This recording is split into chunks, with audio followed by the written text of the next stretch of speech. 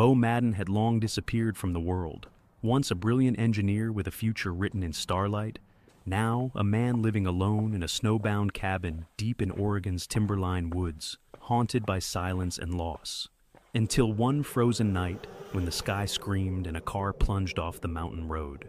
Flames rising, metal twisted, and a child's cry piercing the blizzard. Gotcha. He didn't hesitate.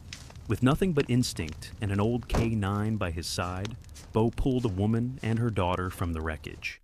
He didn't know she was Evelyn Hart, the CEO of a medical tech empire, the woman whose story would collide with his and set off a chain of events neither of them could stop. Can two shattered lives and one loyal dog truly spark something worth rebuilding? Something worth believing in again? Before we return to this quiet miracle, let me know where you're watching from.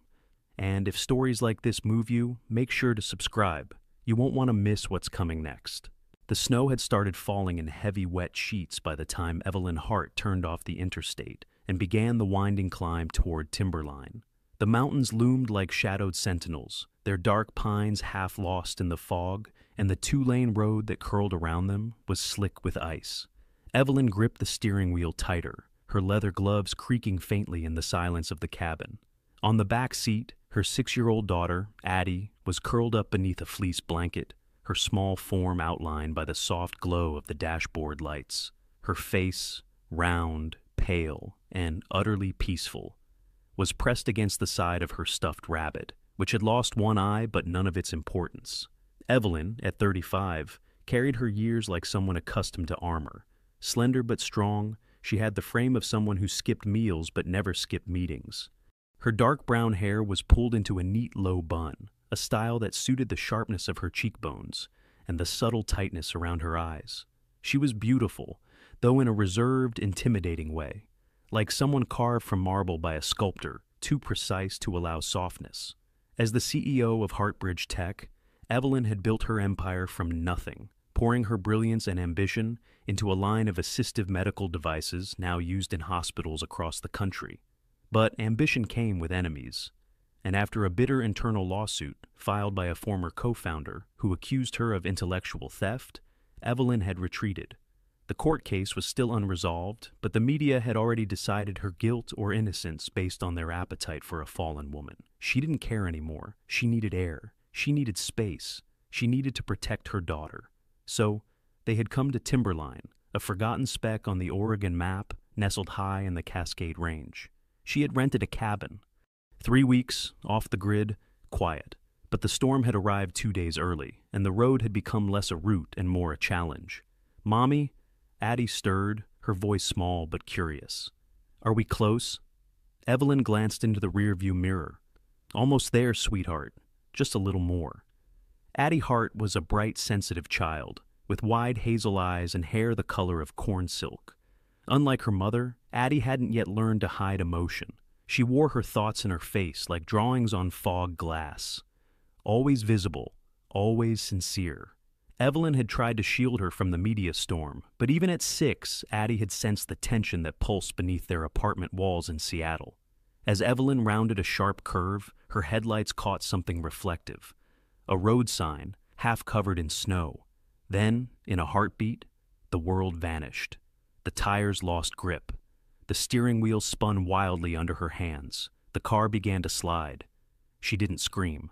Evelyn's breath locked in her chest as the SUV skidded across the narrow lane and over the embankment. Branches clawed at the windshield as the vehicle plummeted. It hit the slope once, twice, then came to a jarring, bone-snapping stop, nose first into a hollow near the tree line. Steam hissed from the crumpled hood. A fire ignited near the engine block.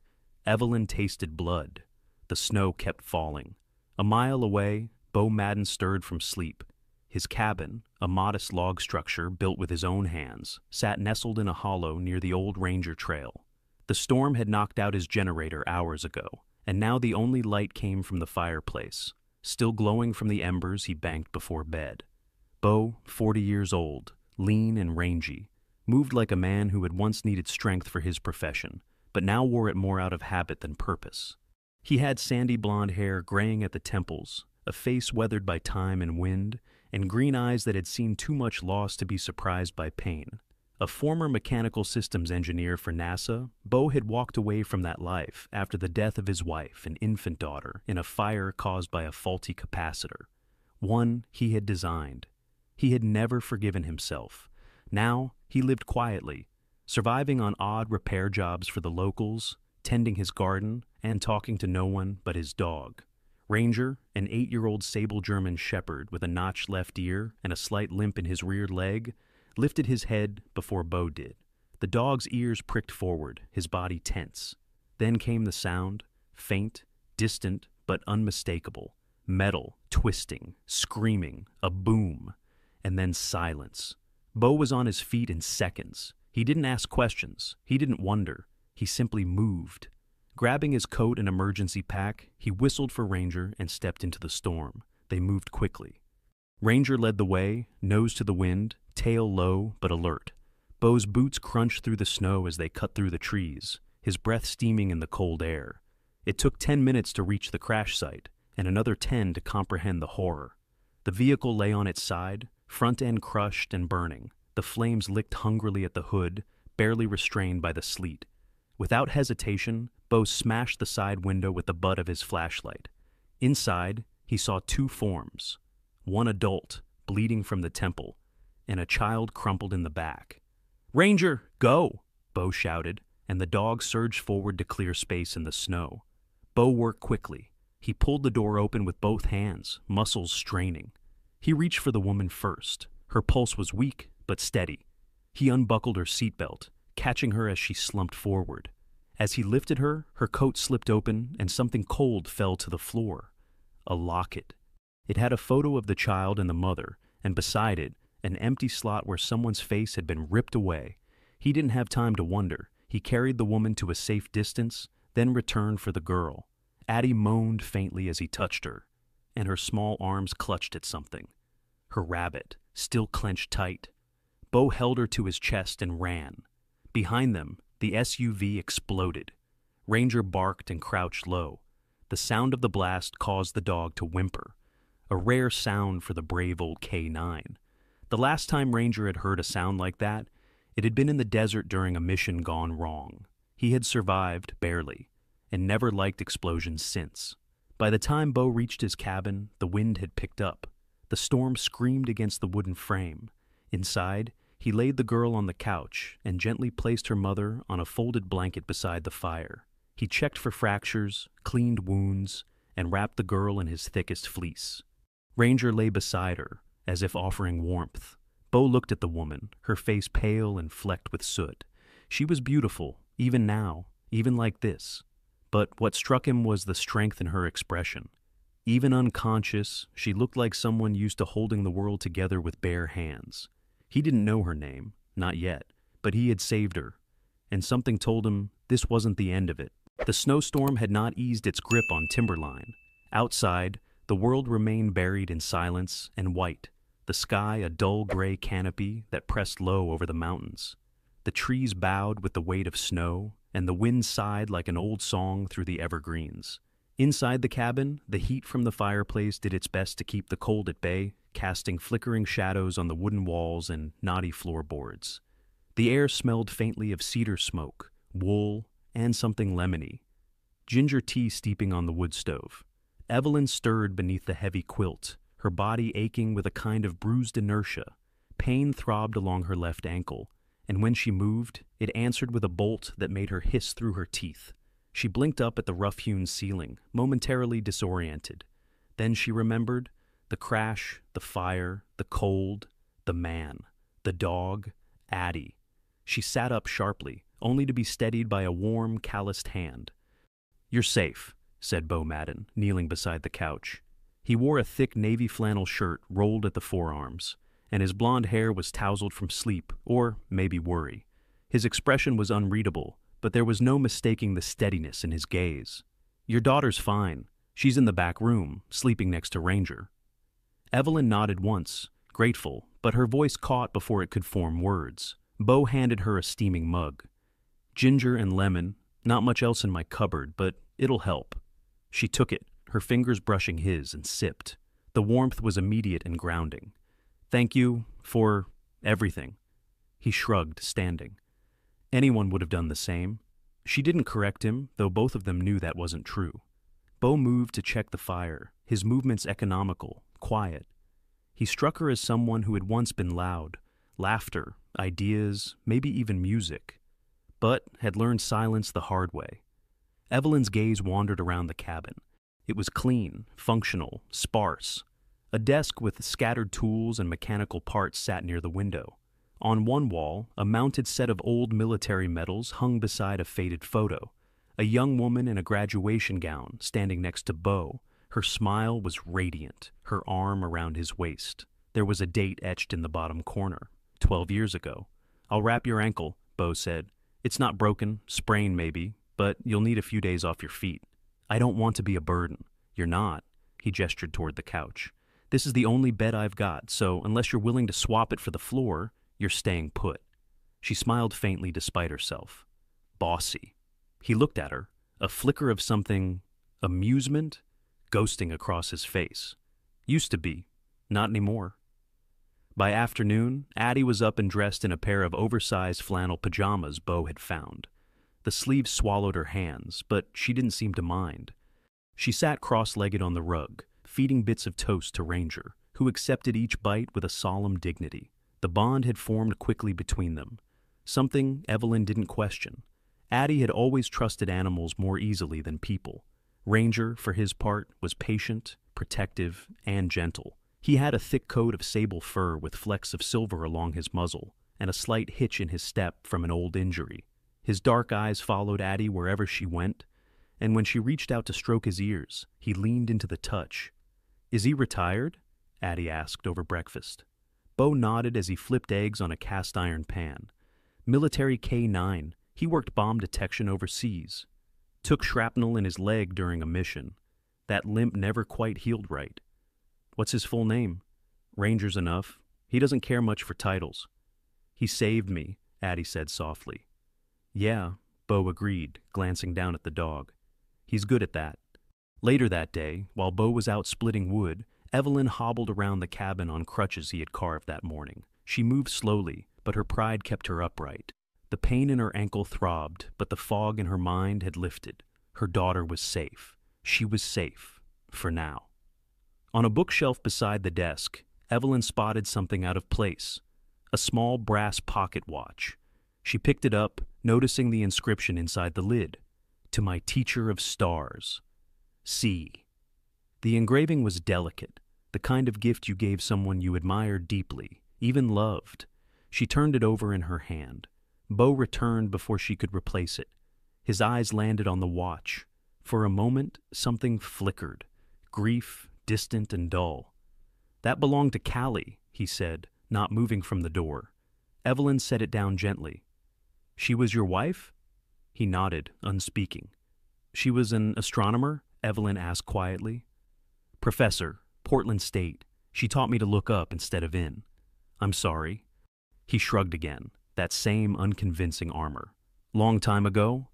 But Evelyn knew the way a certain kind of grief lingered, not in the rawness of daily pain, but in the silence that filled a room when you were alone too long. She didn't push further. They both had their ghosts.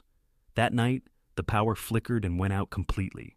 The storm howled against the cabin, rattling the shutters. Evelyn sat bundled on the couch, her daughter asleep beside her. Ranger was sprawled on the floor, alert but calm. Bo disappeared into the storm with a flashlight and toolbox. Evelyn watched from the window, his silhouette moving through the snow like a figure from a different era. The generator was half buried behind the woodshed. He knelt beside it, fingers moving expertly in the freezing dark, bare-handed despite the temperature. She wrapped a blanket around herself and stepped outside, one crutch in hand, standing beneath the overhang. "You're going to lose your fingers," she called out. Bo didn't turn. "They'll grow back." She smiled. "You always this charming?" He looked up at her, snow collecting in his hair, and for the first time, she saw the man beneath the silence. A man who had once believed in something grand, and had the hands of someone who built it himself. "I used to be an engineer," he said, standing. "NASA, life doesn't always fly the way you think it will." "I'm not a CEO," Evelyn replied suddenly, before she could stop herself. "I mean, I am, but not here, not today. Bo studied her, but said nothing. She looked away. I don't want to be judged by who I was yesterday. That version of me is buried under press releases and court hearings. I wanted Addie to see somewhere quiet, somewhere where I wasn't a headline. Bo nodded, then offered her his coat. Well, welcome to obscurity, Evelyn. We've got plenty of it. They stood together in the snow, and something in the silence between them shifted. Not warmth, not yet, but recognition. The third morning in Timberline brought a rare gift, stillness. The storm had passed, leaving behind a sky the color of porcelain and snow draped across the world like fresh linen.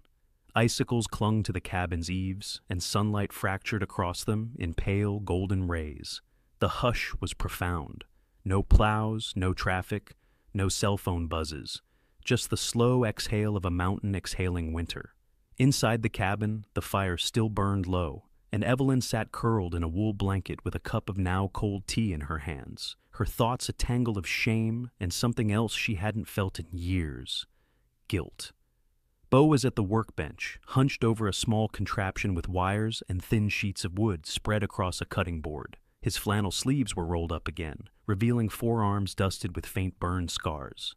Occasionally, he looked up toward Addie, who sat cross-legged on the rug nearby, holding a spool of fishing wire and offering it to him like a tiny assistant.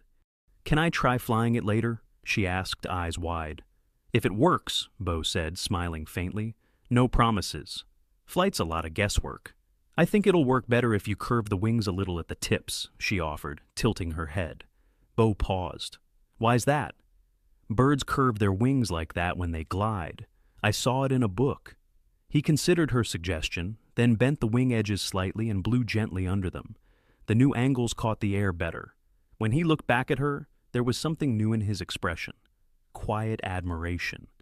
Evelyn watched this from the couch, struck not only by how easily Addie had nestled into Bo's world, but by how naturally she belonged in it.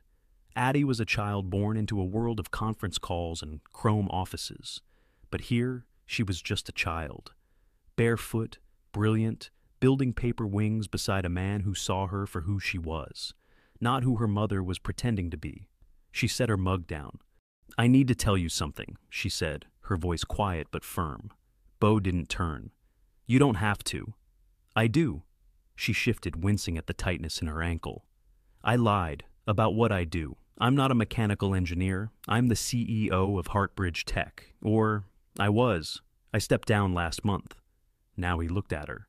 "I didn't want to lie," she added quickly, "but I've spent so long being dissected and blamed and second-guessed that I didn't know how to walk into a room and not defend myself before I even spoke." Bo rested his hands on the bench, steady. "Have you ever had a single day where you didn't have to explain yourself?" The question startled her more than a reprimand would have. She opened her mouth to answer, but instead, her throat closed up, her eyes stung. She turned her face away and, for the first time in a long while, cried without apology. Bo said nothing. He walked to the fire, added a log, and sat on the floor beside Ranger, who rested his head on his front paws and let out a soft huff. Later that afternoon, while Addie napped under a patchwork quilt, Evelyn connected to the satellite receiver in the cabin using her laptop. A weak but steady signal allowed her to download a few flagged emails from her legal team. Her heart sank as she read the first line. The board had issued a new statement to the media. According to their updated documentation, Evelyn had violated intellectual property law by using prototype data to create a spinal assist device she'd allegedly stolen, but that data had come from her, developed on her kitchen table before the company even had office space. She scrolled further. Attached were falsified internal memos, signed by a junior engineer who had once been her protege. "They're rewriting history," she whispered. She closed the laptop and stared into the fire. She could fight. She had the proof. Buried somewhere in her backups, on a hard drive in Seattle. But the thought of going back, facing reporters, lawyers, the poisoned faces of those she once trusted, made her nauseous. Bo returned with fresh firewood and stopped when he saw her. "They're trying to destroy me," she said, voice low. Bo didn't ask how or why. Instead, he walked to the bench and returned with the paper wing glider. He handed it to her. "Your daughter made this fly better today. Because she looked at the same problem with different eyes. Evelyn smiled, brittle. I don't think paper wings will hold up in court. No, he said, but you might. That night, Evelyn didn't sleep. She sat by the fire, the paper glider on her lap, her thoughts a storm of what-ifs and now-whats. She didn't notice the shift in Ranger's posture until he rose slowly from the floor, ears rigid, eyes on the door. He moved to the window with sudden urgency and let out a low, guttural growl. Evelyn followed him, careful not to wake Addie. Outside, snow muffled most sound, but through the window she saw tracks, boot prints, not Beau's, trailing around the far side of the cabin. They didn't lead to the front steps. They circled, quietly, deliberately. Her hand went to her chest. Ranger barked once, short, sharp. Beau rushed from the hallway, pulling on a jacket. What is it? He asked, eyes scanning the windows. Someone's out there, Evelyn said. Watching. Beau grabbed the old hunting flashlight and opened the front door. The cold hit them like a slap, but he stepped out with Ranger at his side. Evelyn stayed behind, trembling. No one was found, but the footprints were real. They trailed off into the trees, lost where the snow had blown them soft. Beau returned, jaw tight. Could have been a hiker, he said. Evelyn shook her head. Number? It felt wrong. Beau didn't disagree. Instead, he locked the door, then checked each window and pulled the shades tight. Ranger sat at the base of the front door, head high, posture alert. The wind howled again that night, but it carried a different weight now. The kind of wind that hinted at something watching just beyond the trees. The snow had begun to fall again, quietly this time, a soft misting of white dust that blanketed the evergreens and painted the world in stillness. The air outside was sharp enough to sting the lungs, but inside Beau's cabin, the fire offered its own heartbeat, crackling as if to remind them they were still alive, still warm. Evelyn had just tucked Addie into the cot, her cheeks flushed from hours spent building a makeshift snow fort out back. Ranger lay beside the bed, his head nestled on his paws, eyes half closed, but ever watchful. Beau was at his workbench again, soldering wires onto a weather-worn circuit board, the smell of heated copper mixed with the cedar in the air. Evelyn stood nearby, arms crossed not in judgment but in thought. What is that? She asked. Old military-grade emergency beacon. Needs a new capacitor, just in case. In case of what? He didn't answer, and she didn't press. As night fell, the cabin retreated into its cocoon of quiet. Evelyn found herself by the old bookshelf, idly running her fingers along the spines of outdated science journals and dog-eared astronomy texts. One thin envelope had slipped behind the books. She tugged it loose. It was aged, the paper creased and yellowed, addressed in looping cursive to Beau. Before she could call for him, the words on the first line caught her breath. Don't hide your brilliance, B. Silence can be more dangerous than failure. The world doesn't need another man who disappears when it hurts. It needs one who shows up anyway. C. It was signed in full, Callie Summers Madden. Evelyn folded the letter back without reading further. She could feel the weight of it, the way it had likely lived inside Beau longer than his grief. She tucked it on the mantel beside the photo of Callie in her graduation gown and returned to the fire, heart troubled, but not fully knowing why. Around midnight, Ranger stirred first. The growl that rumbled from his throat was low, primal. Not the wary bark of a cautious dog, but the warning of a soldier. Evelyn jerked upright, startled by the sound. Beau was already up, flashlight in hand, eyes narrow as he padded silently toward the back door. Then came the noise, barely audible. The click of a lock. A window creaked, a footstep inside the mudroom. Stay with Addie, Beau said. Evelyn grabbed her daughter and crouched behind the couch, holding her tight. Addie stirred in confusion, her small arms clinging around Evelyn's neck. Ranger stood between them and the kitchen, his ears stiff, his body ready. 3 men entered, dark clothing, ski masks, heavy boots. The lead was tall and lean with a predator's grace. The second, heavier, with a nervous twitch in his left eye. And the third, shorter, holding what looked like a slim crowbar. None of them spoke. They moved like they'd done this before. Beau didn't wait. He flipped the table on its side and ducked behind it, reaching under for something taped beneath. A compact tactical flashlight with a strobe setting. He clicked it once, and the room exploded in flashes of blinding light. Ranger launched forward, fangs bared, and lunged at the first intruder. The man screamed as teeth sank into his forearm. The second man tried to pull Ranger off, only to receive a growl and snap of jaws near his throat. But then, the third man grabbed Addie from behind the couch, yanking her away from Evelyn with one arm while holding a knife in the other. "Don't move," he barked, voice rough and shaking. "We just want the computer." Evelyn froze. Bo stood slowly, hands raised. His eyes didn't flicker toward Addie. He didn't need to. He saw every angle, every footstep. This wasn't the man she met by the fireplace. This was someone else entirely. A man honed by math, chaos, and survival. "You're looking for the laptop," Bo said slowly. "It's encrypted. Even if you get it, you won't be able to open anything without retinal clearance." "Then you'll open it for us." "I won't." Addie whimpered, the blade pressing too close. Evelyn's chest rose and fell like a trapped animal. There was no signal, no reception. The sat phone had died earlier that morning. But the beacon. She dashed toward the back room, heart pounding, and dove toward the workbench. The emergency beacon was only half assembled, its wires bare. Her hands trembled as she stared at the tiny panel. Callie's letter echoed in her mind. "Don't hide your brilliance, B." She gritted her teeth, grabbed the soldering iron, and made two precise connections she had seen Bo do earlier. The red light blinked once, then again. The beacon pulsed. Back in the living room, Bo suddenly lunged, kicking the man closest to Addie in the knee. As the attacker stumbled, Ranger seized his moment and charged again. This time, knocking the knife from his grip. A flash of silver, a yelp of pain. Ranger took the blade in his left shoulder. "No!" Addie screamed. Bo pulled her into his arms, turning swiftly and shoving a heavy chair at the remaining intruders. The men bolted, one limping, another bleeding, fleeing into the snowy dark. Evelyn rushed in just as Ranger collapsed to the floor, panting hard. Blood pooled under his leg. "Hold him!" Bo ordered. He pulled his medical kit from the wall and began working. His hands steady, but his jaw clenched tight enough to crack teeth. Addie knelt beside Ranger, stroking his fur. "Don't go," she whispered. "You saved me again."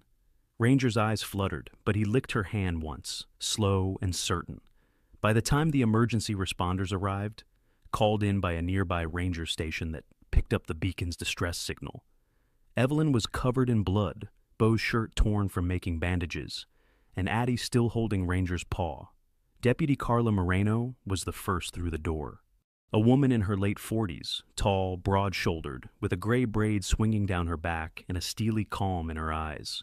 She took in the scene without needing questions. Her voice was gravel and warmth. "You three held off a hit squad," she muttered, kneeling beside Ranger. "Looks like your dog did most of the damage." "He's not just a dog," Addie said. "He's family." Deputy Moreno nodded. "He'll be safe. We'll get him to the vet. And you—" She looked at Evelyn. "You might want to tell me what's on that laptop of yours." Evelyn exhaled, her voice hoarse. "Something that's worth too much to be stolen. And too powerful to be silenced." Spring crept into Timberline not with a shout, but with a whisper, like a cautious friend returning after a long absence. The snow had thinned, retreating to shadows and riverbanks, and young shoots pressed through the thawing earth. The once cracked windows of Bo's cabin now held tiny planters, Addie's herbs growing in mismatched mugs. Evelyn stood at the threshold of a renovated outbuilding just beyond the tree line, now retrofitted with solar panels and a reinforced foundation. This was her new R&D center, Hart Bridge North. The sign above the door read only one word: rooted. Inside, the walls were bare pine, smelling faintly of resin and solder. A central table held a 3D printer, a row of microscopes, and a cluster of circuit boards. At the far end of the room stood Bo, his flannel sleeves rolled and his hands steady as he calibrated a gyroscope. His hair was longer now, curling slightly at the collar. He hadn't shaved in days. Evelyn didn't mind. She stepped in, placing 2 mugs of coffee on the bench beside him. "You're officially head of engineering, you know," she said, smiling. Bo looked up. "You keep saying that like it's not a bribe." "It's a calling," she replied. "Or a trick. Either way, you said yes." They both laughed, and the sound filled the small room like light. Out in the woods, Ranger padded gently over mossy stones, his left hind leg still limping slightly but stronger than before. Addie walked beside him, a sketch pad tucked under her arm, her rain boots muddied and her cheeks flushed pink. She was taller now, in the subtle way children grow when no one's watching. Just a bit longer in the limbs, more sure in her stride. Ranger stopped at a hollowed log and sat. Addie knelt beside him, pulling out her pencils and beginning to draw. The page slowly came alive with shapes. A house nestled in pine trees, a girl holding hands with a man and a woman, and beside them, a German shepherd with a star on his collar. At the top, she wrote in bold, messy letters, "Our little family, grown from the fire." Back at the center, Evelyn reviewed the results from a new prototype, a neuro-optical interface designed for patients with severe speech limitations. The tech hadn't just survived the attacks from months ago, it had evolved. A single name blinked on the top of the latest clinical report, case number 042, Javier Ortega, age 6, a child born with nonverbal cerebral palsy. The pilot program had launched with him 2 weeks earlier. Bo walked in just as Evelyn replayed the video. On the screen, a small Hispanic boy with thick curls and large eyes blinked intentionally at a series of icons, then focused on one symbol. A soundboard linked to the device emitted a soft voice that said, "Mama." In the corner of the video, Javier's mother burst into tears. Evelyn's eyes welled. Bo placed a hand on her shoulder. "You saved that." She shook her head. "He did. I just built a bridge." Later that afternoon, the community center buzzed with quiet pride as Addie stood nervously at the front of a multi-purpose room turned temporary auditorium. Her second-grade teacher, Ms. Harper, a woman in her early 50s with shoulder-length gray hair and a warm smile, introduced her with the kind of reverence usually reserved for valedictorians. "We're proud to announce," Ms. Harper said, "that Addie Hart has been invited to share her project at the National STEM Summer Institute for Youth this July." Applause erupted. Addie held up a hand-drawn poster, her cabin, her dog, her forest. "I used to think science only lived in big labs in cities," she said, her voice small but clear. "But it's also in the woods. It's in people who don't give up. And sometimes science lives inside your dog, if you watch carefully enough." Bo, standing at the back, smiled in spite of himself. Afterward, Evelyn knelt beside her daughter. "You were brilliant," Addie grinned. "I'm going to write about Bo, too. He's my dad now, right?" Evelyn paused, unsure how to answer, but Addie continued. "He didn't give birth to me, but he chose to stay. That matters more." At the R&D Center's ribbon-cutting ceremony a week later, Evelyn stood before a modest crowd of neighbors, colleagues, and curious strangers. She spoke of innovation, resilience, and the power of starting again, not just with tools, but with people. She ended her speech with a nod to Ranger, who lay in the front row wearing a new leather collar with an engraved brass plate. "The one who saved innovation." Ranger perked up at the sound of applause, thumping his tail once. The final visitor that day was a tall, slender woman with almond skin, cropped black hair, and dark-rimmed glasses. She wore a navy utility coat and carried a small leather notebook. Her name was Dr. Mira Tovey, a research coordinator from the Department of Medical Innovation. She had driven 3 hours up the winding roads of Timberline to speak in person. "I've read your filings," Mira said, extending her hand. "Heartbridge North isn't just promising, it's paradigm shifting." Evelyn nodded, cautious. "We're interested in partnership," Mira added, "but only if the man behind the gyroscope agrees to consult." She glanced at Bo, who was across the room explaining magnetic propulsion to a group of middle schoolers with sticks and marbles. "I think he already is," Evelyn said.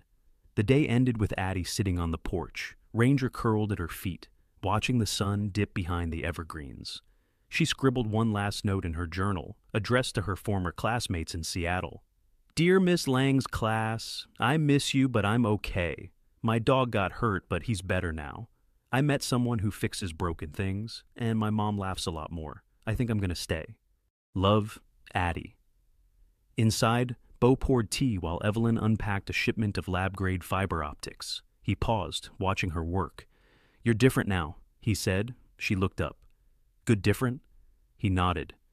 "Like someone who finally took a breath." "I think I am breathing again," she whispered. They stood in silence, the kind that wasn't empty anymore. It was the quiet after the storm, the space where roots take hold. Sometimes the greatest miracles don't arrive with thunder or light. They come quietly, through the ordinary acts of love, courage, and compassion. They come in the form of a man who opens his door to strangers, a dog who stands between danger and a child, or a mother who refuses to give up, even when the world tells her to. Perhaps it wasn't coincidence that led Evelyn and Addie to that mountain. Perhaps it was something greater, a quiet nudge from God, reminding us that we are never truly alone, that even after the fire, life can begin again, stronger, deeper, and more rooted in what truly matters. So, if you are going through something difficult right now, remember, miracles still happen. God still moves through people, through pain, through second chances. Sometimes He saves you not by changing your path, but by placing the right people on it. May God bless you with peace, protection, and the courage to keep going. If this story touched your heart, please share it with someone who might need it. Leave a comment below. We read every word. And subscribe to the channel for more stories that speak to the soul. She didn't bark for help. She barked for someone to stay. And Ivy, just 10 years old, heard it. While others walked past the swollen creek that spring afternoon, only she knelt in the mud, staring at a dying dog wrapped around two shaking pups. No collar, no owner, no hope. Until now. They said it was too late. But Hazel wasn't done breathing.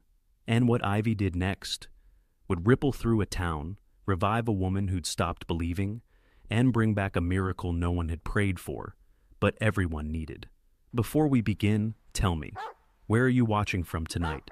Tap, like, subscribe, and stay with us. For stories that remind us, some lives are saved the moment we choose not to walk away. Spring in Red Fern, Colorado, did not arrive gently. It swept through the narrow valleys with wet wind, turning thawed earth into slick clay and rushing every forgotten snowbank downhill.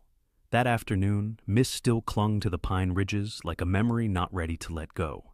10-year-old Ivy Brooks walked alone along the muddy edge of Halverley Road, her boots squelching, library books pressing warm against her side, inside a threadbare canvas bag. Her jacket, 2 sizes too big, hung off her shoulders like it had always belonged to someone else. Ivy was small for her age, pale-skinned with soft, dark eyes and straight brown hair clipped to the side with a red beret. She was the quiet kind of child people assumed didn't mind being alone, though her journals told another story. She had lived with her grandmother, Clara, since she was 5. Her parents had left.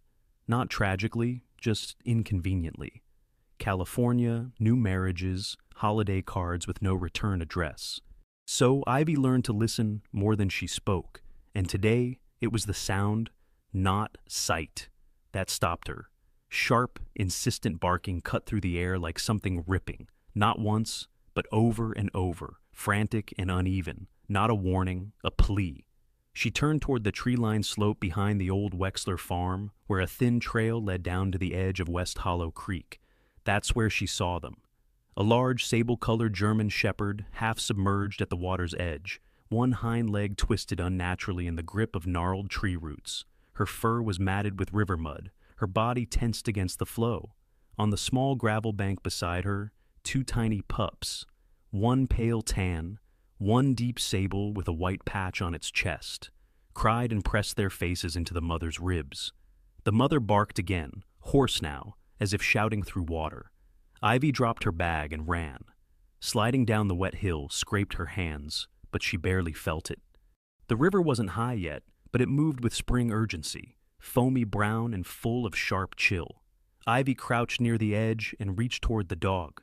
"It's okay, I'm here," she whispered, voice too soft for the roar of water. The mother dog's eyes found hers. Deep brown, too still for panic, but full of something raw and desperate. Ivy hooked her arms beneath the dog's chest and pulled with all the force her small body could give. Nothing. Her boots skidded, her knees dug into gravel. Still nothing. The roots gripped the leg like a trap. Ivy let go, fell back, breathing hard, heart pounding like it would split her chest. "I'm sorry," she cried out, backing up. "I'll come back, I promise." She ran, up the slope, through the wet grass, over the old fence and onto the paved road. Her lungs ached when she burst through the back screen door of the small clapboard house at the edge of Redfern's town limits. "Grandma, there's a dog. She's stuck, and there's babies. She's going to drown." Clara Brooks was already by the kitchen sink, drying her hands with a towel. At 68, Clara carried herself like someone who had stopped trying to impress anyone, but kept her dignity pressed and folded anyway. She was tall, with silver hair tied into a low bun, olive skin weathered by years of walking children to bus stops and back. Once a teacher, now retired, Clara was sharp-eyed and cautious with her affection, shaped by a lifetime of loving people who left. She looked at her granddaughter, soaked, flushed, panicked, and didn't ask for proof. Instead, she walked straight to the tool shed, pulled out an old coil of nylon rope, and said only, "Show me."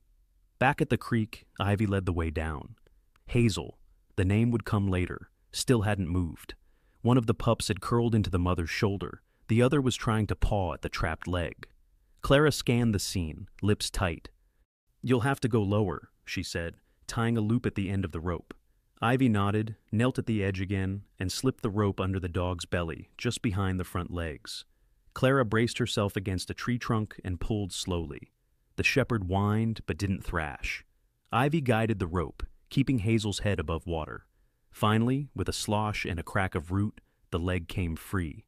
The dog collapsed on the gravel beside her pups, limp but breathing. Clara dropped the rope and slid down to meet them, pulling her shawl from her shoulders and wrapping it around Hazel's soaked frame. "We'll need to get her warm," Clara said, scanning the sky. Rain was threatening again. "And quickly!" Ivy held one puppy in each hand, pressing them against her chest. They were impossibly small, trembling and quiet now, with their eyes half closed from exhaustion. She didn't know how long they had been out there, but she knew it was too long. They carried the 3 dogs in a wheelbarrow lined with towels, rolling them back through the muddy trail, over the Wexler fence, and into the shed behind the house. A place once used for Clara's gardening tools, now clean and dry enough for recovery. Hazel didn't resist being moved. Her head lolled to the side, eyes fluttering, breath thin. One of the pups, the darker one, whimpered as Ivy set him down on a folded wool blanket. The other made no sound. Clara stood by the doorway for a moment, looking down. "That's not a wild dog," she murmured. "I've seen her before." Ivy looked up. "Where?" The older woman squinted, as if through time. "She was part of a photo in a school safety manual from the Forest Rescue Unit. Maybe a year ago. I used it in class." Her voice dipped. "That was the same week a student of mine went missing on a hike. I still remember. They found him too late." She didn't speak again for a while. Ivy reached out and rested her hand on Hazel's side, feeling the faint rise and fall of her ribs. "We didn't find her too late," the girl whispered. The next morning came without ceremony. A silver sky stretched low over Redfern, drizzling softly like the mountain mist was trying to fall apart, but couldn't commit to being rain. Ivy Brooks woke before sunrise, blanket half fallen to the floor, the knees of her flannel pajama pants stained from the day before. She moved quietly through the kitchen, careful not to wake her grandmother, and stepped into her yellow rain boots without socks. The air outside still smelled of wet pine and clay, of things unsettled. She slipped into the shed like it was a chapel. Hazel hadn't moved much overnight. The German shepherd lay curled on a wool blanket in the far corner, her breathing shallow but present. Her coat had dried slightly around the edges, but remained damp against her spine. One ear twitched when Ivy approached. Beside her, Ash, the darker pup, stirred, his tiny head nestled beneath Hazel's chin. Maple, the lighter one, lay limp, his flank rising and falling in slow, uncertain rhythm. Ivy knelt beside them and whispered, "I'm back." Her voice broke. Hazel opened one eye and tried to raise her head, but only managed to shift her weight slightly. Ivy reached into the thermos she had brought, warm milk with a touch of honey, and poured a capful. She dipped a clean rag in the milk and pressed it gently to Maple's mouth. The pup didn't suckle. She tried again. Nothing. Ivy looked at Hazel helplessly. The mother dog reached her nose forward, barely touching the pup, exhaling a breath that trembled with exhaustion. Ivy blinked hard and placed her fingers around Maple's belly, gently massaging to stimulate warmth. It was something she'd read in a book about orphan kittens. "Come on," she murmured. "I know you're tired, but you don't get to quit." The shed door creaked open behind her. Clara stood there in a quilted jacket, thermos in one hand, a dish towel in the other. "Didn't hear you leave the house," she said. Her hair was braided back in a practical rope, cheeks pink from the cold. "How is she?" "Breathing," Ivy replied. "But Maple's not eating." Clara stepped inside and knelt stiffly beside her granddaughter. "Let's warm the towel," she said. "We'll make a pouch, trap some heat around him."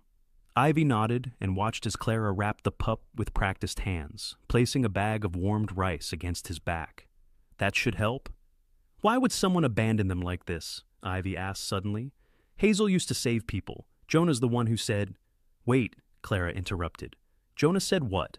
"He said she's Kiva," Ivy whispered, "the dog from the fire." It was as if Clara stopped breathing for a moment. She sat back on her heels and stared at Hazel, who had closed her eyes again. "Kiva," she echoed. "That would explain the scar on her flank. That was the dog that pulled 2 rangers out from the landslide before vanishing into the forest." Ivy looked confused. Why didn't anyone try to find her? Clara sighed, the sound deep and ragged. "They did, but not for long. People are good at moving on when the ending's unclear. It's easier to say something's over than live in the maybe." She placed a hand gently on Hazel's head. "You didn't give up. That matters." Later that morning, just as the clouds began to break into pale strips of blue, a knock came at the front door. Ivy opened it and found a tall man in a dark green sheriff's jacket standing on the porch. His boots were muddied and a radio crackled faintly at his hip. His face was angular, freshly shaven, with storm gray eyes and a single white scar across his chin. Not from violence, but from something older, quieter. This was Deputy Jonah Reed. "Morning," he said, offering a slight smile. "Sorry to stop by unannounced. I heard about a commotion yesterday near the creek. Some folks thought maybe a coyote got hit or something." His gaze drifted behind Ivy toward the shed. Ivy hesitated, unsure. "She's not dangerous." "I didn't say she was." Clara appeared at the doorway behind her. "Jonah," she said, "you're earlier than I expected." He nodded. "Always was an early riser, Miss Clara." They led him to the shed. Hazel didn't bark when he entered. Instead, she blinked slowly and tried to lift her head. Jonah crouched beside her, his face softened in a way Ivy hadn't seen from many adults. "That's her," he whispered. "That's Kiva." "How do you know for sure?" Clara asked. Jonah reached into his coat and pulled out a laminated photo. It was worn, creased down the center. It showed a team of rangers, 2 men, 1 woman, and a sable shepherd with a red vest. The woman knelt beside the dog, grinning. Ivy spotted the same faint notch on the dog's left ear. Jonah pointed to it. "Hazel, huh? That's a good name, but she was Kiva, officially." "What happened to her?" Ivy asked. Jonah exhaled, slow. "We were in the North Ridge sector when the wildfire spread faster than anyone expected. She ran back into the smoke after hearing something. We think it was a child's cry. We never saw her again. We assumed she died, but now—" His voice trailed off. Hazel rested her chin against the floor, eyes closed but peaceful. "She didn't die," Ivy said. "She just got forgotten." Jonah didn't argue. They stepped outside. The sun broke through finally, lighting the damp grass in gold. Clara stood quietly, her arms crossed. "I taught a boy once," she said. "Ethan Parker. He got lost during a field trip up the ridge. He was 11. We found him too late." She paused, fingers tightening around her elbows. "Kiva was the search dog they brought in after. I remember her picture in the safety pamphlet." Jonah turned to her. "I didn't know that." Clara nodded. "Most people don't. I stopped teaching not long after." Ivy looked between them, a quiet thought dawning. Back inside the shed, Ash was now curled protectively around Maple, who had started to suckle again, weak but alive. Ivy smiled and leaned down, stroking Hazel's ears. "You're not alone anymore," she whispered. Hazel didn't open her eyes, but her tail thumped once against the floor. By the 3rd day, Hazel's breath had grown ragged. It didn't come in the steady rhythm Ivy had gotten used to, but in weak, fluttering gasps that sent a knot of fear into her throat every time one paused too long. Spring sunlight filtered into the shed in crooked lines, but warmth alone wasn't enough. Hazel had stopped trying to lift her head. Her tongue barely moved when Ivy touched it with soaked cotton. Maple, once the weakest of the pups, had gained strength overnight, now clumsily crawling toward his mother's still body, nudging at her side with a confused mewling whine. Ash had begun to grow quiet, staying close to Ivy's leg instead of his mother. Jonah came again, this time without his deputy's jacket. He wore a faded gray hoodie, a tool belt slung awkwardly around his hips, and boots splashed with dried paint. The sharpness in his face had softened with concern. "She's not improving," he said, crouching beside Hazel. "She's holding on, but not for long without help." He ran a hand down her side, carefully. "She needs real care." Ivy watched his face. "Can you take her to a vet?" Jonah exhaled, eyes darting. "There's no clinic nearby with the equipment she needs. The town lost funding for the mobile unit last winter. Closest place is 3 hours out, and she might not make it that far." He looked up. "But there's Ruth." Clara, standing in the doorway, flinched at the name. "Ruth Walker?" she asked. "That woman hasn't opened her door to anyone in years." "She still lives out by Marigold Bluff," Jonah replied. "The rescue kennel's boarded up, but I've seen her taking supplies inside. She keeps it clean. Might still have the equipment. It's our best chance." Clara hesitated. "She used to be the best vet in 3 counties, she said slowly. "But after her daughter passed, she shut down everything. Wouldn't even treat the mayor's dog when it got hit by a plow." Her voice dipped. "Ivy, she might not even answer the door." "I'll try," Ivy said, already standing. Jonah gave her a skeptical look. "You sure?" "She doesn't have to help," Ivy replied, "but I have to ask." An hour later, they were outside a weather-beaten house nestled into a hillside thick with cedar trees. The old Walker Rescue Kennel sign still hung at an angle, one side of the rope frayed. The wooden gate squeaked open under Jonah's hand. The yard was surprisingly neat. Trimmed hedges, rows of clay pots lined with fresh soil, bird feeders swaying in the breeze. Yet the place had a hush about it, a kind of stillness Ivy couldn't name. Ruth Walker opened the door before they knocked. She was tall, taller than Ivy expected, with broad shoulders and sun-darkened skin. Her graying auburn hair was pulled into a no-nonsense bun, and she wore dark jeans, a chambray shirt, and boots scuffed from work. Her face was firm, lined around the eyes with deep, unmoving creases. She looked not like someone angry, but someone tired of being asked things. "I know why you're here," she said flatly. "And the answer's no." Jonah cleared his throat. "Ruth, we wouldn't ask if it wasn't. I don't do this anymore." She stepped outside, letting the door swing mostly shut behind her. "I've got my own ghosts to feed. I don't need new ones." "She's not a ghost," Ivy said quietly. Ruth glanced down at her. "Everyone becomes one sooner or later." "She saved people," Ivy added. "Jonah said so, and now she needs someone." Ruth shook her head. "It doesn't matter what she did. It matters what happens when you can't save her, and I can't carry that weight again." She turned back toward the door. Ivy reached into her jacket and pulled out a small cloth-wrapped bundle. "I won't ask again," she said, "but I wanted to give you this." Ruth didn't turn. Ivy set the bundle down on the porch, a small thermos of warmed goat's milk and a folded drawing on paper ripped from her math notebook. Inside, the folds was a simple note. "You don't need to heal the whole world. Just don't look away when someone's drowning." Jonah and Ivy walked back in silence.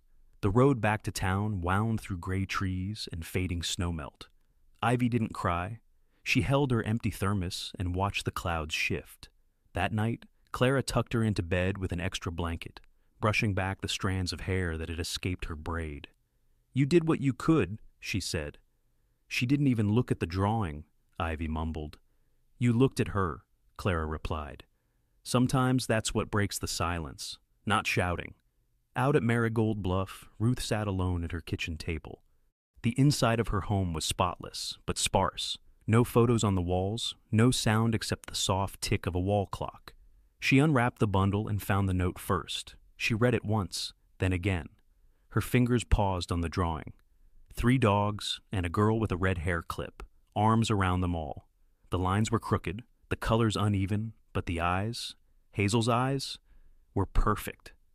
Ruth placed the drawing under a lamp and stared. Her breath hitched. For the first time in 3 years, her hand moved to the top drawer of the cabinet, and pulled out a picture frame face down. In it, her daughter, Mira, 11 when she died, smiled beside a small calico cat with a crooked ear. The photo had dust around the edges. Mira's shirt in the photo read, "Don't leave them behind." Ruth stared at the photo, then the drawing, then the note. She didn't cry, but her hands trembled as she folded the paper and pressed it into her coat pocket. The sun had barely risen over Red Fern when a truck rumbled down Haverly Road. It wasn't loud, but in a town where dawn usually arrived on tiptoes, the sound rolled like a distant promise. Clara was already in the kitchen, making weak coffee and buttering toast with the rhythm of someone who had done the same thing for decades, morning after morning. She looked up at the sound of tires crunching gravel and saw the outline of a dusty gray pickup through the window. Ivy sat up in her blanket on the couch, rubbing sleep from her eyes. Her heart jumped. The door creaked open, and Ruth Walker stepped inside without a word. She wore a windbreaker zipped to the throat, her dark auburn hair tucked neatly under a navy baseball cap. Over one shoulder hung a black vet bag, worn at the seams but clean and organized. Her boots, caked with mud from Marigold Bluff, tracked faint prints on the mat. "I'm not here to talk," she said. "Just tell me where the dog is." Clara gave a quiet nod. "The shed." "I'll show you." Inside the shed, Hazel lay motionless on the wool blanket. Her breathing was faint, her sides rising just enough to prove she hadn't slipped away in the night. The pups, Maple and Ash, were tucked in beside her. Maple, the pale one, now stronger thanks to Ivy's persistence, nuzzled at Hazel's jaw. Ash had grown quieter, protective in stillness. Ruth knelt beside Hazel without hesitation. She moved with a firm grace. Not rushed, not soft, but measured, like every gesture counted. "Don't touch anything unless I say," she told Ivy and Clara, already snapping open her bag. She pulled out a small stethoscope, laid it against Hazel's chest, and listened. A moment passed, then another. "She's weak," Ruth muttered, "but not gone." Ivy leaned in, breath caught. "Can you help her?" "I don't know yet." Ruth's eyes didn't leave the dog. "But I'm going to try." She checked Hazel's gums, tapped her paw for reflex, pinched lightly at her shoulder to test capillary refill. Then she turned to Clara. "I need warmth, consistent, direct, not just blankets. Do you have a heat lamp or a space heater?" Clara nodded. "There's an old poultry brooder in the attic. I'll get it." As Clara left, Ruth pulled out an IV bag and hung it from a makeshift stand. An overturned broom handle tied to the edge of a shelf. She inserted the needle into Hazel's front leg with precise fingers, securing the line with medical tape. Ivy watched, eyes wide. "What's in that?" she asked. "Ringer's lactate, fluid therapy. She's dehydrated. Shock will follow if we don't act fast." Hazel stirred slightly, a shudder in her shoulder. Her eyelids flickered, then slowly lifted.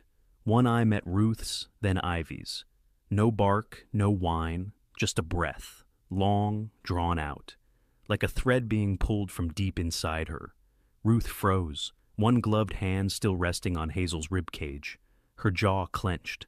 "She sees you," she said quietly. "She remembers," Ivy whispered. Clara returned with the brooder lamp, its cord still tangled with extension wires. Ruth positioned it expertly, angling the bulb toward Hazel's chest. Then she directed Ivy to place 2 warm rice pouches, one on each side of the pups, to simulate body heat. "Keep them close to her," Ruth said. "They're helping her more than they know." The 3 of them worked in silence for the next hour. The only sounds were the soft hum of the heater, the beep of Ruth's pulse oximeter, and the faint rustle of the pups. Eventually, Ruth leaned back on her heels, wiping her forehead with the sleeve of her jacket. "She's not out of danger," she said. "But if she makes it through today, she has a chance." They sat down. Ruth on a crate, Clara on an old stool, Ivy cross-legged on the floor, never leaving Hazel's side. For a while, no one spoke. Then Ruth broke the silence. "You know," she said, staring at the floor, "Mira loved animals so much. It scared me sometimes." Ivy looked up. "Mira?" "My daughter," Ruth replied. Her voice didn't break. It didn't have to. "She was 11. Lost her to a bus accident 3 years ago. She'd just convinced me to take in a blind retriever. Said she'd train him with clickers and lavender oil." Ruth smiled faintly. That dog used to sleep on her bed. After she died, I couldn't even open the door. Clara reached out gently. I didn't know she was your daughter. I had her in literature class. She wrote stories about a cat named Captain Paws. Ruth's shoulders tensed, then eased. That was her first foster rescue. Ivy said nothing, but her hand found Hazel's paw. I stopped practicing after that, Ruth continued. Didn't trust my hands anymore. Didn't trust anything, really. Felt like if I tried to save something again, it'd just be taken away. But you came back, Ivy said softly. Ruth's eyes flicked to her. Because of you, and because she's still breathing. She would have helped you, Clara said. Mira, I believe that. Ruth nodded once. She would have. Hazel stirred again, more clearly this time. Her tongue flicked out, brushing Maple's head. Ivy gasped. She's moving. She's fighting, Ruth said. Let her. The lamp buzzed slightly overhead. The shed smelled of rice and wet fur and something older, like the shedding of grief. Ruth reached into her bag once more and pulled out a small bottle of glucose drops. She handed it to Ivy. 2 drops on the tongue. Every hour Ivy nodded, took it carefully. Ruth stood, stretching her legs. I'll be back before dusk. If anything changes, you call me. Don't hesitate. She scribbled her number on a notepad and handed it to Clara. At the door, she paused, glancing back. She's not Kiva anymore, she said. What should we call her then? Ivy asked. Ruth thought for a moment, then replied, Call her whatever she becomes next. Then she left. The last frost melted from the wooden eaves of red fern just as Hazel stood, for the first time, on her own 4 legs. Spring had officially arrived, not with a parade of blossoms or the dramatic chirp of birdsong, but in quieter things. The drip of thawed snow rolling off the corners of porches, the soft give of earth beneath boot soles, the smell of pine sharpened by damp. It had been 2 weeks since Ruth Walker arrived in Ivy Brooks's shed, 2 weeks since Hazel's shallow breath had teetered on the line between almost and gone. Now she stood steadily beneath the warm light of the brooder lamp, her head high though her body was still thin, ribs showing through her thick sable coat. Maple and Ash flanked her like twin satellites, never straying far. Maple had grown bold, barking at dandelions and leaves, while Ash remained observant and careful, the more protective of the two. Hazel would let them play for minutes at a time before gathering them close again with a low rumble from her chest. Part caution, part love. Ivy sat on the edge of the shed's doorway, holding her mother's old phone with both hands. The phone was scratched, the camera grainy, the battery unreliable, but it worked. She had recorded everything. Hazel's labored breaths, her first sip of glucose from a spoon, the trembling first step she'd taken toward the light. Ivy had even caught Ruth's voice once, softly saying, "Good girl, there you are." Clara had shown Ivy how to upload the video. Together, they chose the title, The Dog Who Wasn't Left Alone This Time. They didn't expect much. The YouTube channel had once been used to post reading group clips for Clara's retired teacher club. Ivy added a short caption. She was found in the river, but she didn't drown. This time, someone stayed.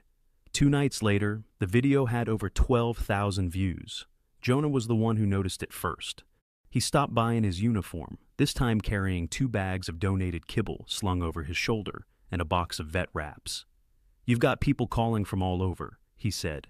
"Vet tech students, rescue workers, even a guy from Boulder who runs a wildlife sanctuary. They want to help. One woman offered to send an incubator for the pups." Ivy blinked. "But it was just a phone video." "Sometimes," Jonah said, "those are the ones that reach people the most." By the end of the week, the town library held a fundraiser. Not at anyone's urging, just momentum. Flyers appeared in bakery windows and on school hallway corkboards. The mayor's secretary brought over a bundle of hand-knit dog scarves from her cousin in Ohio.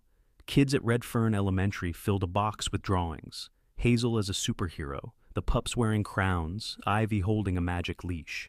A teenage girl from the high school's art class painted a mural near the post office. Hazel standing proudly on a riverbank, Ivy by her side, her hair wind-tangled and eyes steady. Then came the invitation. Principal Arlen, a heavy-set man with salt and pepper hair and a floral tie always askew, met Ivy and Clara on their porch one afternoon. His voice was warm, though his tone had the tightness of someone unused to speaking with children without assigning them homework. "We're hosting the spring assembly," he said. "It's not mandatory, but, well, the school board thinks your story is worth telling. Ivy, would you say a few words?